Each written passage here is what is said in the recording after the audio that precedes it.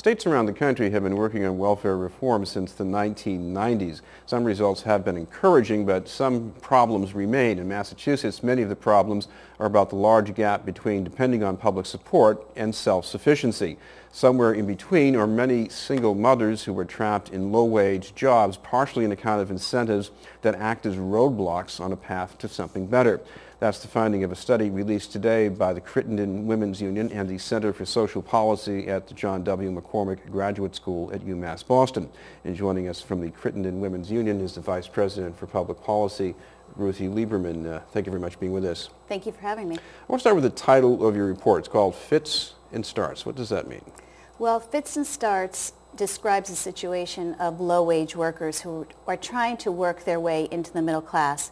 And what they find is as they move up the low-wage income ladder, they find that they're actually feeling worse off than they were at lower wages. And that's because the way the government support programs that support low-income families match up with low-wage work, you lose government supports before you're ready to pay for the expenses, your everyday living expenses for a very basic living style.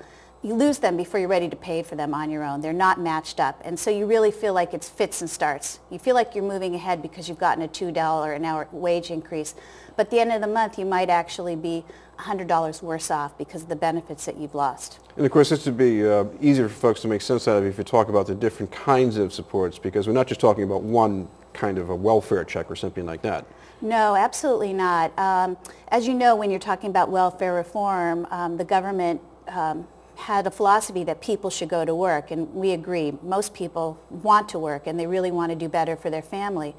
But with very low wage work, they can't pay for the expenses of housing and childcare in particular.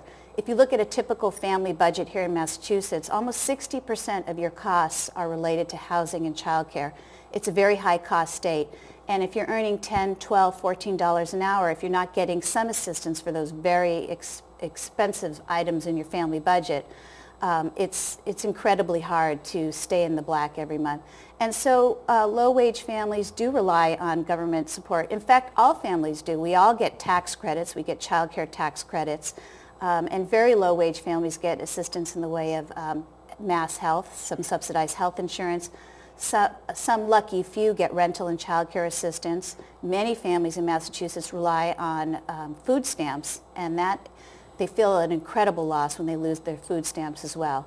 And what happens is as they do what they're supposed to do, as they play by the game, they're setting the right example for their families and they're working hard and trying to get promotions, they find that when they move from a minimum wage job anywhere up to about a $29 per hour job, they feel worse and worse every month. Or at some stages they feel a little bit better, and then the next time they get a $1 or $2 per hour wage increase, they feel worse off because they've lost some critical supports along the way before they're able to pay for those things themselves out of pocket.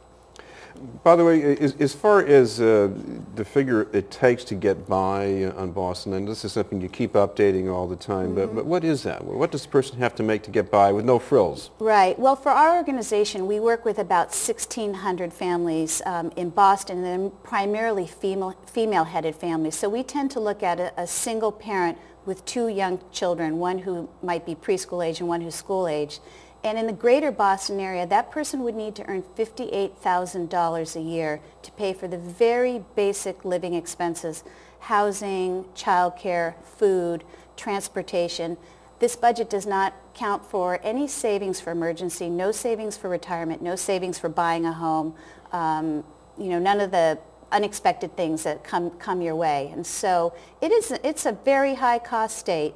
And it's very difficult to make it all the way up to that self-sufficiency threshold. I guess one other update is that if you can't get a mortgage and find a bargain and buy a home these days, you're going to have to rent. And renting doesn't look that easy for people. No, it absolutely doesn't. And you would think with the tough economic times that the rental market might free up a little bit, but actually because of the enormous number of foreclosures, There are many families who were previously homeowners that are now moving into the rental market, and we've been hearing that the rents are continuing to go up in spite of the economy. You would think that that might not be the case. Today, when you announced, released the study, you had a couple of these single parents who talked about their own fits and starts. What kind of things did they do to try to cope with this? Yeah, well, and I just wanted to say that it was really important for us to have those parents, those working parents there, because that was the basis of our research.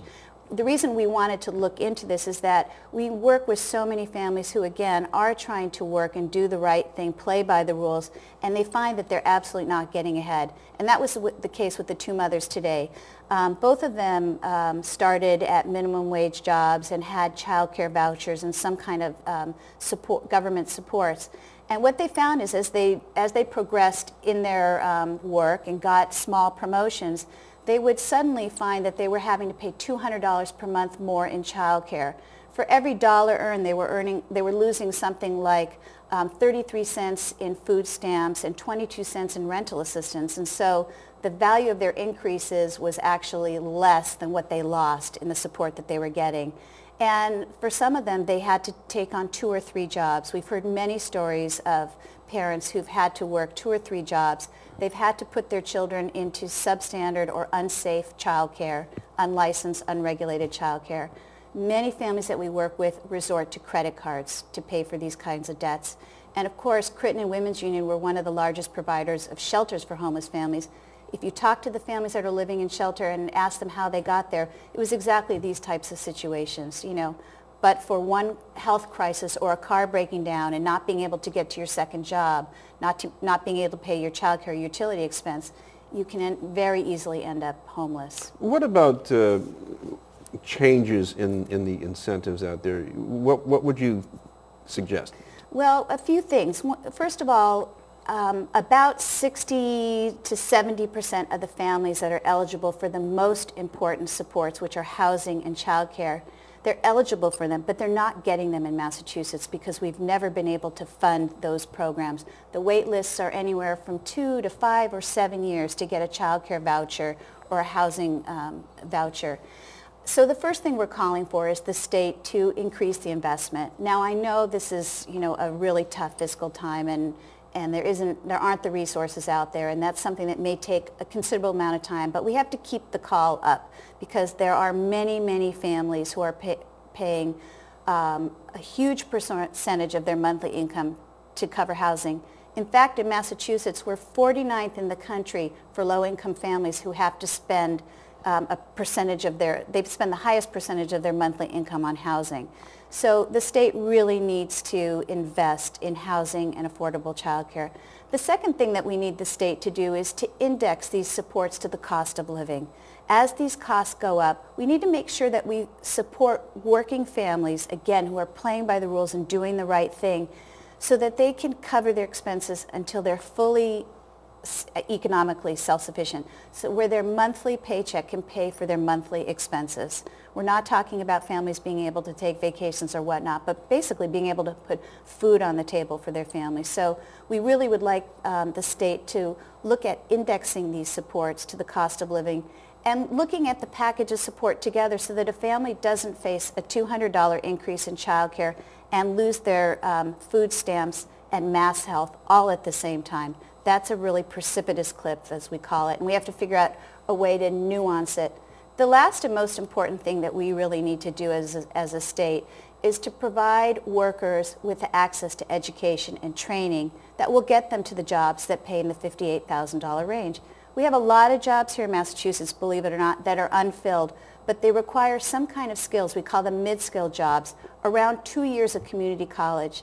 And again, our public university system is one of the most expensive in the country. Very hard for working poor to work and go to school at the same time. Finally, I know some of these proposals could save the state money in the longer run, but in the short run, we're in the middle of an economic crisis. There's all kinds of budget cuts that have to be made. How much of this can you do right now? Well, I think we have to take it step by step. I think it's going to, we understand that this is a campaign that won't be achieved in the next year or two, but there's a lot of educating. And the important thing about this research is that up until now, a lot of this was anecdotal. We would hear from families, I'm working, I'm getting raises, it's harder and harder, I don't know why. And this report, Fits and Starts, has helped us to understand specifically why, the interplay of how we support the families and what their costs are. We have the information now, and it will take some time. The good news is that as Governor Deval Patrick is extremely supportive, particularly in the area of access to higher education. And I think he's committed to doing something about freeing up access to community college for low-income families. And, you know, that's something that I do see happening in the next year or two. Well, thank you very much for being with us. From Thanks. the Crittenden Women's Union, Ruthie Lieberman. Still to come, a head start on a campaign for City Council after this message.